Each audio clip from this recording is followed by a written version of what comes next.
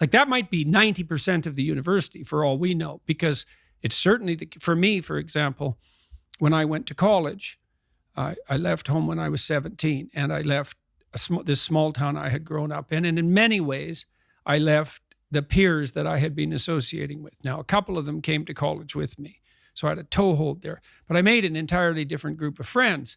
And they were friends whose goals were quite radically different from the friends that I, let's say, in some sense, left behind.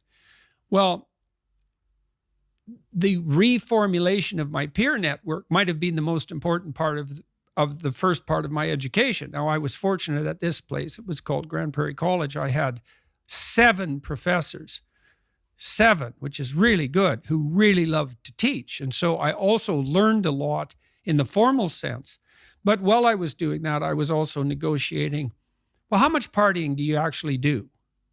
Because 0 isn't the right amount, but every goddamn night till 3 a.m. isn't the right amount either, because you have to balance that in some sense with practicality and upward striving. And so, and how do I live with other people, my roommates? So I had one roommate who's a really good friend of mine still, and he walked 1,000 miles with me this year when I was ill, literally.